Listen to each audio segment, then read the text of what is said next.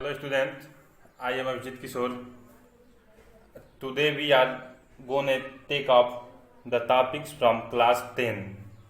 Okay, this this topic will be going to take up is human eye and the colorful world and optical instrument. That is chapter 11. आपको पता ही है, अगर हम इस chapter के बारे में इंट्रोडक्शन देना चाहें, you all know that human eye, जो हमारी आई है हमारे अंदर, they play a very important role. जो हमारी आंखें हैं उनसे हम पूरी दुनिया देख सकते हैं, राइट? यू ऑल नो, अगर हमारी आंखें नहीं होती तो हम कुछ भी नहीं देख पाते. जो हमारे लोग जो दुनिया है, जो कलरफुल वर्ल्ड है, वो पूरा वर्ल्ड क्या होता है? ब्लैक होता है. जैसे किसी चीज का रेड है, ब्लू है, ग्रीन है, आप सब अच्छे से डिस्टिंग्विश कर पाते हैं, लेकिन अगर आप नहीं देख पाते तो आप नहीं कर पाते हैं. पर ऐसे ही हमारे पास कुछ ऑप्टिकल इंस्ट्रूमेंट हैं जहां पर लाइट का यूज होता है. जैसे कि आप पढ़ चुके हैं, रिफ्लेक्शन और रिफ्लेक्शन के बारे में पढ़ चुके हैं. ये दोनों फिनोमेना आपसे का अच्छे से क्लियर है. अब हम देखते हैं कि ह्यूमन आई जो हमारा है, जो चीज हमें कलर दिख रही है, वो हमारे ऑप्टिकल इंस्ट्रूमेंट में किस तरह का फिनोमेना है हो रही है, ये हम पढ़ेंगे इस चैप्टर में. चलिए स्टार्ट करते हैं. Topics to be covered in this chapter are human eye, accommodation of eye defect, dispersion, atmospheric reflection, and scattering. These topics we are going to cover in this chapter. So let's start with human eye first. अब human आई के बारे में अगर मैं आपको बताऊं तो आप बहुत कुछ पहले से जानते हैं. ये जो हमारी आंखें है वो कैसी होती है, इसका कलर क्या होता है, इसलिए आपको पता है. आप जानते हैं कि जो आई है वो ब्यूटीफुल आई है, ब्लू कलर की आई है. लेकिन अब हम देखते हैं जो आई हमारे उनसे सुंदर भी लगते हैं, आपको पता ही है. उस हिसाब से हमारा फेस में भी लुक आता है. अपार्ट फ्रॉम दैट, आपको पता है कि जो आईज है वो हमारे लिए बहुत ही इंपॉर्टेंट काम कर रहा है. हम पूरी दुनिया को देख पा रहे हैं, कुछ भी काम कर पा रहे हैं आईज की वजह से कर पा रहे हैं. क्योंकि आपको पता है जो लोग जिनके आईज नहीं होते हैं वो कितना मुश्किल होता है. ना उनको कोई रोड क्रॉस पाता है, ना लिख पाते हैं, उनको पढ़ने का तरीका भी नहीं हो पाता, उनका सिस्टम ही कुछ अलग आता है, आपको पता है. तो आई जो है, हम कहना चाहेंगे कि बहुत इंपॉर्टेंट रोल हमारे लाइफ में प्ले करता है. तब हम पढ़ते हैं उसके बारे में कि जो हमारे आई वो किस चीज से बनी होती है, किस चीज से हम कोई चीज देख पाते हैं, कलर चीज को हम कैसे देख पाते हैं, इस चीज को हम इस चैप्टर में पढ़ेंगे. तो अब ह्यूमन आई की बात करें तो मैं आपसे कहूंगा कि naturally occurring optical instrument, naturally मतलब बाय डिफॉल्ट हमारे बॉडी के अंदर प्रेजेंट है. ऑप्टिकली इंस्ट्रूमेंट को इसलिए बताया गया है क्योंकि इसके अंदर लेंस कंफ्यूज होता है. जैसे हमारे आई के अंदर एक सेल से बना स्ट्रक्चर होता है जो कि लेंस को रिजेंबल करता है और लेंस की तरह से ही रिफ्लेक्शन शो करता है. इसलिए हम आई को कहते हैं that is naturally occurring optical instrument. अब ये भी पता है कि हमारे अंदर एक पेयर है आई का, टू आईज, और इनका फंक्शन है पूरी दुनिया को हम अच्छे से देख पाए और कोई भी ऐसी चीज नहीं है जो हमारे लिए डार्क हो. मतलब एक्चुअली हम कह सकते हैं see the whole world around. जो हमारे आई है कुछ इस तरीके से दिखता है. पहला स्ट्रक्चर की बात करें तो आई का ये टनल स्ट्रक्चर है.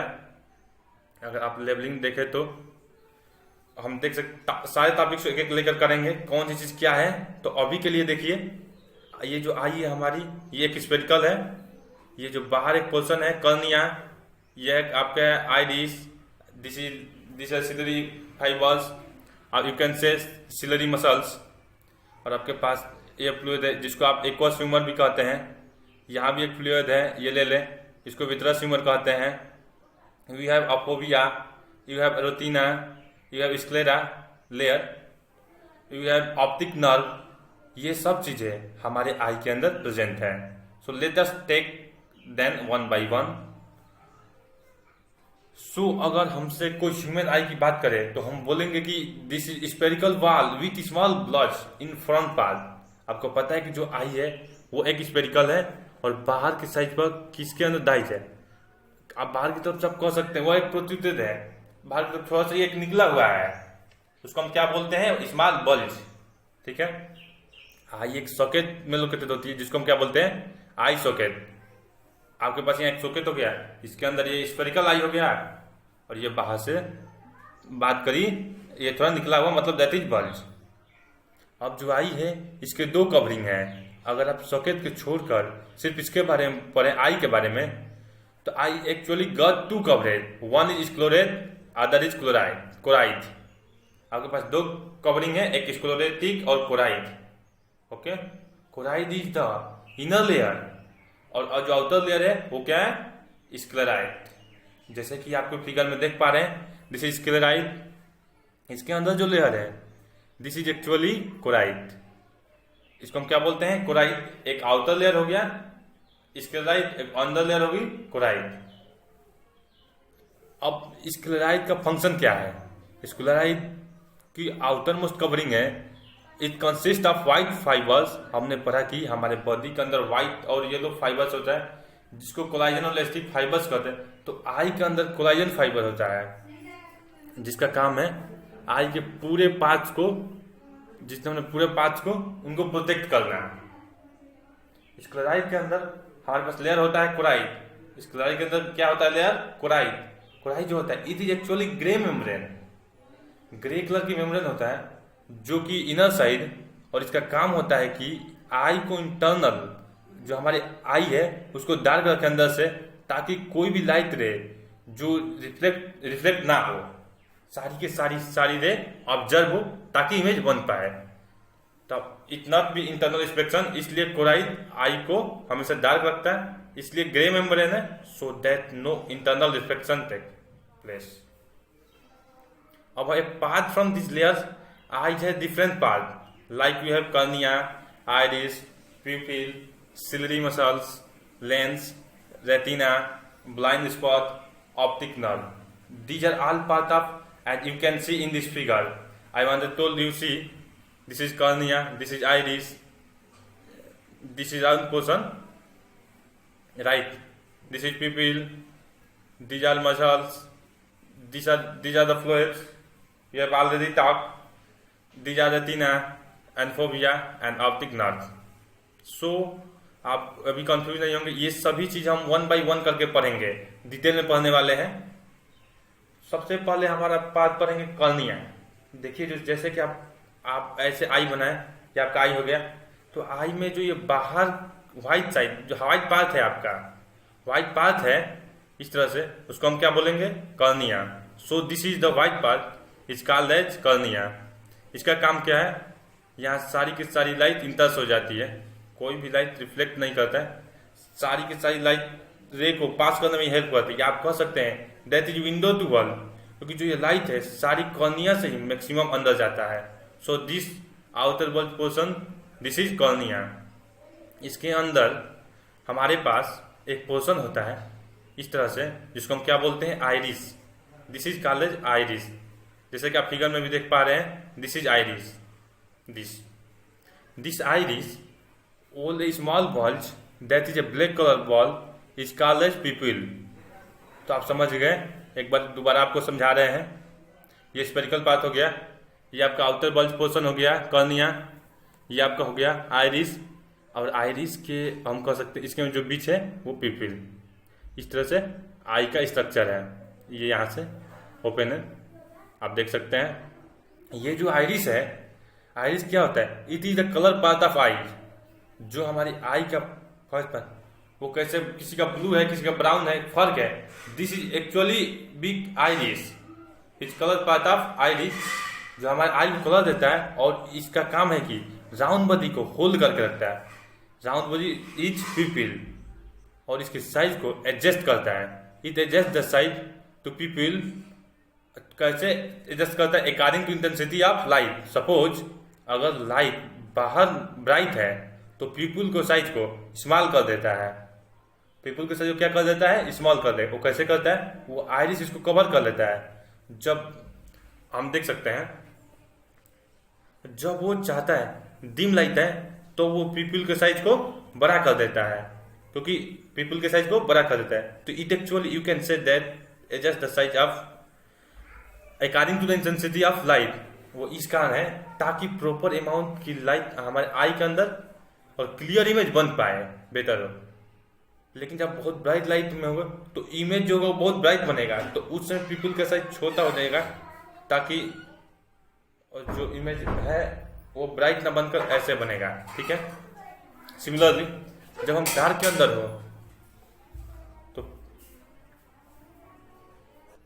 आप देख सकते हैं क्लियर इमेज बन पाए, जिसको हम उस केस में पीपल एक्सपेंड करता है और ब्राइट लाइट में पीपल कंस्टेंट करता है, तो वो कौन करता है? इसको एडजस्ट है, इसको एडजस्ट करता है आइरिस।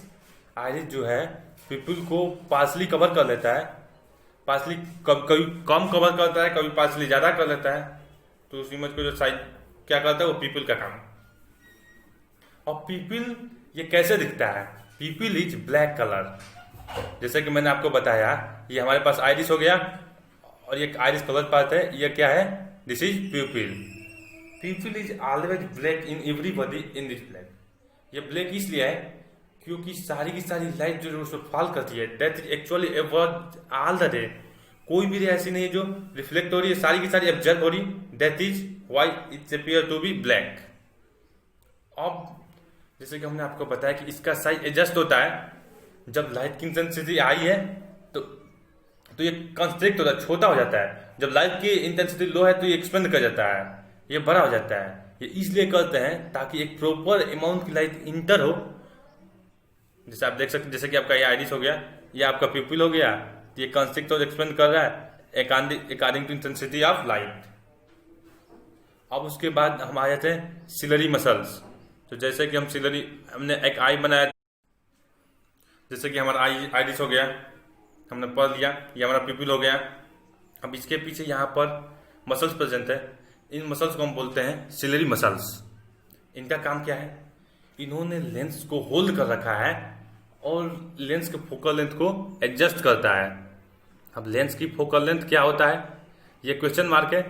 देखिए, फोकल लेंथ होता है strength of the centre of lens to the object, जो हमने अभी देख रहे हैं। अब जैसे आपको कोई दूर की चीज देखनी है, फार ऑफ, फोकल लेंथ इंक्रीज होनी चाहिए तभी आपको कोई दिखेगी। नियर की चीज देखनी है तो फोकल लेंथ डिक्रीज होनी चाहिए।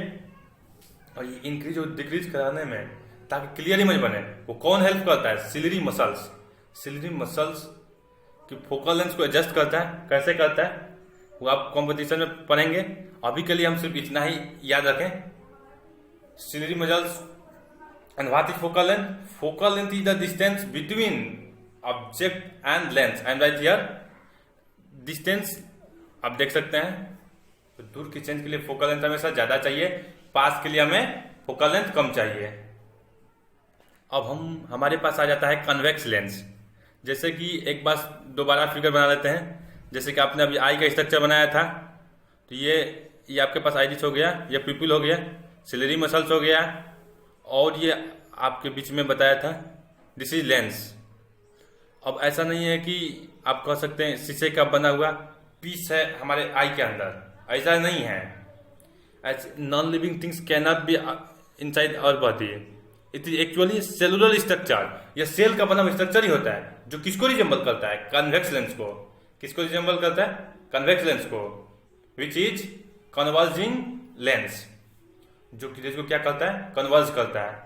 मतलब अगर इसके अंदर से रेज पास हो रहा है तो रिफ्लेक्ट होने के लिए इन पॉइंट पर उनको वीक कराना पड़ेगा।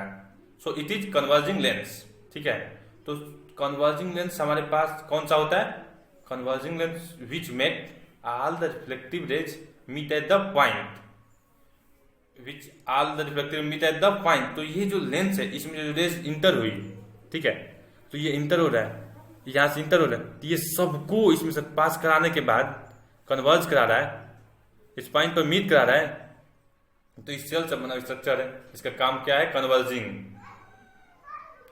अब हमारे पास रेटिना क्या होता है? सी, रेटिना हमारे पास इस एरिया को रेटिना बोलते हैं। जैसे कि हमने आई बनाई, ये जो सारा है, ये this portion, this is whole retina. Retina actually हमारे आई को स्क्रीन होता है, it actually screen of eye, कि यहीं पर इमेज बनता है। रेटिना में दो तरह के सेल्स होते हैं, एक रॉड सेल और एक कोन सेल। जो इमेज बनी उसको ब्राइटनेस को कंट्रोल करा, इंटेंसिटी को कंट्रोल करा है, वो कौन है? Rod cell. So rod cell respond intensity of light, मतलब कितनी इमेज ब्राइट बनेगा, डार्क बनेगा, that is all rod cell. ये सभी रोड सेल का काम होता है। और किसी भी कलर को देख सकते हैं, दिस इज कौन सेल, ये एक्चुअली कलर होने में विच फॉर्म रेटिना। अब हमारे पास एक क्वेश्चन आता है येलो स्पॉट। येलो स्पॉट क्या होता है? जैसे कि आप देखिए, अभी आपने यहाँ से बनाई, ये रेज यहाँ से आई, ये रेज यहाँ से इंटर हो रही है, तो आपको कंप्लीट डिस्कस किया कि ये जो लेंस है ये सारी की सारी रेज को पास कराने के बाद मीट कराती है एक पॉइंट पर। तो जिस पॉइंट पर पूरी के पूरी हमारे पास इमेज जा रही है, पर सबसे क्लियर इमेज जो हमारी आती है वो कौन से पॉइंट पर आती है? येलो स्पॉट, जो कि लेंस के बिल्कुल कि ऑप्टिकल सेंटर के पीछे है। तो हम कह सकते हैं yellow spot is a point of retina where most clear image is found, जहां सबसे क्लियर इमेज। ऐसा हमारे पास क्वेश्चन है ब्लाइंड स्पॉट। ये जो पर्सन यहां से रेटिना नहीं है, हमने देखा कि this is actually blind spot. और ब्लाइंड स्पॉट एक ऐसा स्पॉट है जहां पर कोई इमेज नहीं बनता है, यहां से सिर्फ ऑप्टिक नर्व इंटर होता है। From this only optic nerve enters. आपको पता है कि ऑप्टिक नर्व क्या करता है? Eye to brain, it that connect to eye to brain. जो भी कुछ मैसेज है ऑप्टिक नर्व के थ्रू ब्रेन को जा रहा है। अब हमने देखा कि लेंस और कॉर्निया के बीच में फ्लूइड प्रेजेंट है, उस फ्लूइड को हम क्या बोलते हैं? Aqueous humour. ऐसे ही लेंस और रेटिना के बीच में एक फ्लूइड इमेज है, उसको क्या बोलते हैं? Vitreous humour. जो दोनों ही फ्लूइड है हमारे पास, ये क्या करते हैं? ये हमारे आई का इंटीरियर पार्ट है, मतलब आगे वाला पार्ट। और वो जो हमारा विट्रस ह्यूमर, वो कहाँ पार्ट है? Posterior part, that side. ठीक है, तो इंटीरियर पार्ट हमारे आई को प्रोटेक्ट करता है, और पोस्टीरियर पार्ट हमारे आई को प्रोटेक्ट करता है। किस चीज से करता है? कोलेप्सिव से। जब एक एटमॉस्फेरिक प्रेशर में सटी कोई चेंज आए तो हमारे जो आई है उनको लेफ्ट ना करें, ना इंटीरियर पार्ट ना posterior part, that is control by this fluid. और एक बात, ये जो फ्लूइड है जो हमें फ्लो करते हैं, जो फ्लूइड मूव करता है, जो पास होता है उसके साइड से, वही फ्लूइड होता है। And actually keeps the eyes moist, या वो क्या रखता है? Moist. So this is what aqueous and vitreous humour. ऐसे ही जो बैक साइड में, that is vitreous humour. Vitreous अभी हमने बात करी, विट्रस ह्यूमर पोस्टीरियर पार्ट को प्रोटेक्ट करता है ताकि कोई सर्टेन चेंज पर्सन आप देख सकते हैं, और इमेज प्रॉपर रेटिना पर बने, उसको फोकस करने पर भी हेल्प करे। So this is what vitreous humour. अब हमारे पास एक क्वेश्चन है, what happens when we are standing out in a day time. जब डे टाइम में खड़े हैं तो बाहर बहुत ज्यादा लाइट है, ब्राइट लाइट है, तो ऐसी ब्राइट लाइट के अंदर आइरिस है, वो हमारे पीपल्स को मतलब पार्सली कवर कर देता है, दैट ताकि पीपल का साइज थोड़ा छोटा हो जाए, उसमें light amount of light inter हो, ताकि इमेज ज्यादा क्लियर बन सके, ज्यादा इमेज ब्राइट ना बने, इमेज ऐसी बने जिसको आप पहचान पाए। ऐसे ही आप डार्क रूम में होते हैं तो हमने अभी डिस्कस किया कि पीपल एक्सपेंड कर जाता है ताकि ज्यादा से ज्यादा लाइट और क्लियर इमेज बन पाए। So this is what is iris and pupil, eyes and pupil actually they control the brightness of the image. आप देख सकते हैं। अब हम स्टार्ट करने वाले हैं एकोमोडेशन ऑफ आई। देखिए एकोमोडेशन ऑफ आई का मतलब क्या है। आप आई से फेमिलियर हो चुके हैं, आपको सारे पार्ट पता लग चुके हैं, आपको इसमें सिलरी मसल्स लेंस के बारे में भी आप जान चुके हैं। लेकिन जो एकोमोडेशन क्या होता है, एकोमोडेशन का मतलब है ability of eye length to adjust its focal length so that clear image is form on retina that can be easily recognised by our brain. मतलब हमारे लेंस की जो एबिलिटी वो अपनी फोकल लेंथ को प्रॉपरली एडजस्ट करे so that clear image बने। जो रेटिना हमने रेटिना पर पढ़ा था कि इमेज बने, रेटिना पर क्लियर इमेज बने, जिसको ऑप्टिक नर्व से जब मैसेज जाए ब्रेन पर तो ब्रेन उस इमेज को पहचान पाए। This is what accommodation. तो एकोमोडेशन को लिए फोकल लेंथ का एडजस्टमेंट बहुत इंपॉर्टेंट है। तो देखते हैं कैसे होता है ये। देखिए जब आई में फार ऑफ ऑब्जेक्ट देखना, मतलब दूर की चीज देखनी है। आई जब फार ऑफ चीज देखनी है तो हमारे सिलरी मसल्स हमारे और लेंस और फोकल लेंथ में चेंज आता है, ठीक है। जब हम दूर की चीजें देखनी है, दूर की मतलब फार फाइन, मतलब जो हमारे ऑब्जेक्ट वो दूर बनाए, तो उस केस में हमारी फोकल लेंथ इंक्रीज होनी चाहिए। सबसे पहले आपको ये बात पता होना चाहिए। और फोकल लेंथ इंक्रीज कैसे होता है? कैसे होता है? जब सिलरी मसल रिलैक्स करता है, उससे हमारा जो लेंस है वो लॉन्ग और थिन हो जाता है, जिस करके फोकल लेंथ इंक्रीज हो जाता है। तो इसका मतलब है दूर की चीजें देखने के लिए सिलरी मसल को रिलैक्स करना जरूरी है। लेंथ जिसके कारण पतला और लंबा हो जाए और फोकल लेंथ बढ़ जाएगा। तो ऐसा होगा तो आप सही से देख पाएंगे इस चीज को, जो इमेज बनेगी वो क्लियर बनेगा, जिसको हम ब्रेन पहचान पाएगा। ऐसे ही हमारा जो दूसरा फिगर है नियर पॉइंट के लिए है, जो आप नियर बाई चीज देखना चाहते हैं तो उस केस में आपकी फोकल लेंथ इंक्रीज होनी चाहिए, वो डिक्रीज होनी चाहिए, सॉरी। डिक्रीज कैसे होगा? Ciliary muscles is die contract करेगा। जब पास की चीज देखना है तो ciliary muscles will be contract, उसकी जो लेंस है वो मोटा हो जाएगा, ठीक हो जाएगा और शार्प हो जाएगा। तो लेंस तो आप कह सकते हैं वी कैन शार्प, क्योंकि सिलरी मसल कॉन्ट्रैक्ट करता है, जिसके कारण फोकल लेंथ कम हो जाता है और क्लियर इमेज रेटिना पर बनता है। तो यही हमारे पास लिखा है। जब आपके पास नियर बाई ऑब्जेक्ट देखना है तो हमें सिलरी मसल को कॉन्ट्रैक्ट करना पड़ता है, लेंस को थिक और शार्प करना पड़ता है, जिसका फोकल लेंथ डिक्रीज होता है और proper image is form on retina, ठीक है। तो फार ऑफ नियर बाई में हमारे आई के अंदर ये चेंजेस आता है। अब हम पढ़ते हैं आई डिफेक्ट, कि आई के अंदर जो हमारे आई साइज है उसमें कैसे कैसे डिफरेंट दिखते हैं। तो पहला डिफेक्ट है हमारे पास myopia. It is very very important. आप पढ़ सकते हैं मायोपिया को हम शॉर्ट साइटेडनेस कहते हैं, और ये बहुत कॉमन है, मुझे भी है, बहुत से लोग हैं जिनको मायोपिया एक ऐसा डिफेक्ट है जिसके अंदर पर्सन, आप देख सकते हैं, it is defect in which person is unable to see far of object clearly but can see near by object. दूर की चीज क्लियरली नहीं दिखता है, ये नहीं कि दिखता ही नहीं, क्लियरली नहीं दिखता है। ऑब्वियसली दूर की चीज क्लियर नहीं दिखती है, तो इसका मतलब है क्या है कि जो फोकल लेंथ है वो प्रॉपरली इंक्रीज नहीं हो पा रहा है। यही कारण है, क्योंकि दूर की चीज देखने के लिए फोकल लेंथ इंक्रीज होना चाहिए, तो फोकल लेंथ प्रॉपरली इंक्रीज नहीं हो पाएगा। जो कि अभी हमने पढ़ा कि फोकल लेंथ प्रॉपरली इंक्रीज कैसे होता है। सिलरी मसल्स आपके पास रिलैक्स करता है, जिससे हमारा जो लेंस है वो थिन और लॉन्ग हो जाता है। तो इसका मतलब है कि दोनों ही काम सही से नहीं हो रहा है, जिसके करके फोकस लेंथ प्रॉपरली नहीं कर पा रहा। तो अभी तो प्रॉपर इमेज आपके रेटिना पर नहीं बन पा रहा है, आपको क्लियरली नहीं दिख पा रहा है। तो यही कारण है कि सिलरी मसल्स है वो प्रॉपरली रिलैक्स नहीं हो पा रहा है, लेंस प्रॉपरली एलंगेटेड नहीं हो पा रहा है, फोकल लेंथ प्रॉपरली इंक्रीज नहीं हो पा रहा है। तो आप देख सकते हैं इसके करके जो क्लियर इमेज है वो नहीं बन पा रहा है रेटिना पर। तो आप कह सकते हैं जो फार आप वो क्लियरली नहीं दिख पा रहा है। तो ये हो गया एकोमोडेशन कॉस्ट, मतलब एकोमोडेशन के अंदर प्रॉब्लम है मायोपिया के केस में।